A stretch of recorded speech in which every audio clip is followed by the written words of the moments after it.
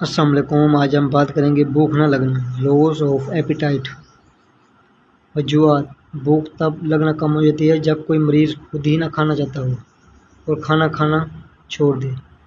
اس کی وجہ کوئی بیماری بھی ہو سکتی ہے یا کسی دوائی کے اثرات بھی ہو سکتے ہیں جس کی وجہ سے بھوک لگنا کم ہو جاتی ہے۔ اس صورت میں اس کی مکمل تشخیص ضروری ہے۔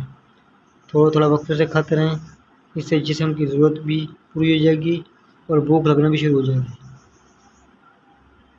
کازز: ڈائجسٹیو، گیسٹرائٹس ہے یا ایسڈ ریفلکس، کانسٹیپیشن، سٹومک انفیکشن، پیپٹیک السر۔ اگر یہ 5 چیزیں ہیں پھر بھی اگر بھوک کم لگ سکتی ہے۔ انفیکشن: فلو اور وائرل فیور ہو، typhoid, urinary track infection, hepatitis. یہ 4 چیزوں کی وجہ سے بھوک کم لگ سکتی ہے، یہ انفیکشن کی وجہ سے ہوتی ہے۔ لیور اور کڈنی پرابلم: کسی کو اگر جگر اور گردے کا مسئلہ ہے، ہیپاٹائٹس اے بی سی ہے، فیٹی لیور ہے یا کڈنی انفیکشن ہے، ان 3 چیزوں کی وجہ سے بھوک کم لگ سکتی ہے۔ مینٹل اینڈ سائیکولوجیکل: اسٹریس لیتا ہے کوئی، انگزائٹی ہے یا ڈپریشن ہے یا اوور تھنکنگ کرتا ہے، ان 4 چیزوں کی وجہ سے بھوک کم لگ سکتی ہے۔ Life style issue: late sleeping, بہت لیٹ سوتا ہے، جنک فوڈ، آئلی اور مسالے وغیرہ چیزیں کھاتا ہے، irregular ایٹنگ، بیتوکی چیزیں کھاتا ہے، کبھی کھا لی کبھی نہ کھا لی۔ فزیکل ان ایکٹیویٹی، بالکل کام شام نہیں کرتا، ان 4 چیزوں کی وجہ سے بھوک کم لگ سکتی ہے۔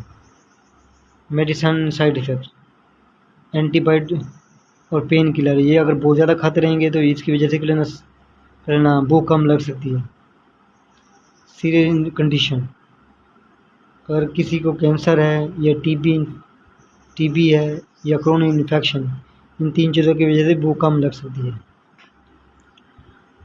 Diagnose: blood test, C B C, ESR، liver function test, renal function test, infection کا test, typhoid test, hepatitis be and C, urine test, imaging test, ultra sound ایبڈومن، X ray اور CT اسکین۔ آخری diagnose میں mental and stress evaluation, یہ بھی لازمی ہوتی ہے کہ انگزائٹی ہے، ڈپریشن ہے یا سلیپ ڈسٹربنس ہے، یہ پہلے ایویلویشن ہوگی، اس کے بعد پتہ چلے گا۔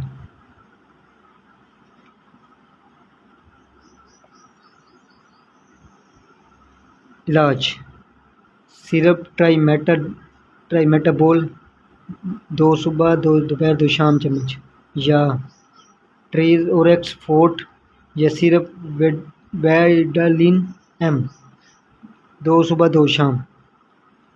جو اگر بھوک جس کو نہیں لگتی وہ صرف سیرپ ٹرائمیٹابول صحیح ہے، یہ بھوک کے لیے ہے۔ تو یہ 2 میڈیسن ہیں، یہ صرف ملٹی وائٹامنز ہیں۔ طرز زندگی میں تبدیلی: باقاعدگی سے ورزش کریں، کھانا تھوڑا کر کے کھاتے رہیں تاکہ معدے پر دباؤ نہ پڑے۔ سگریٹ نوشی، کافی اور چائے اور کولڈ ڈرنک کا استعمال بند کر دیں۔ رات کو دیر سے کھانا کھانے اور سو جانے سے پرہیز کریں اور کھانا کھانے سے 3 گھنٹے بعد سوئیں۔ لوس آف ایپیٹائٹ: سب سے بہترین چیز یہی ہے کہ آپ پہلے یہ دیکھیں کہ آپ کو ڈائجسٹو سسٹم ریلیٹڈ ایشو ہے یا آپ کو کوئی انفیکشن ہے یا لیور اور کڈنی ڈیمیج ہے یا لائف سٹائل ایشو کی وجہ سے ہے یا مینٹل سائیکولوجیکل ایشو ہے یا میڈیسن کے سائیڈ ایفیکٹ ہیں یا سیریس کنڈیشن ہے۔ پہلے کاز دیکھیں پھر پتہ چلے گا کہ بھوک کیوں نہیں لگتی، اس کے بعد ایک یہ میڈیسن لے سکتے ہیں۔ سب سے بہترین یہی ہے کہ آپ پہلے وجہ ڈھونڈیں اپنی، جو موسٹ کامن ہوتی ہے، جو ہر دوسرے پرسن کو ہوتی ہے، وہ یہ لائف سٹائل ایشو کی وجہ سے ہوتی ہے، مینٹل اور سائیکولوجیکل ایشو کی وجہ سے زیادہ ہوتی ہے، لیور اور کڈنی پرابلم بھی یہ بہت ہوتی ہے لیکن کم ہوتی ہے، انفیکشن بھی اس کی وجہ یہ بھی کامن ہے۔ اور ڈائجسٹو میں یہ بہت زیادہ کامن ہے.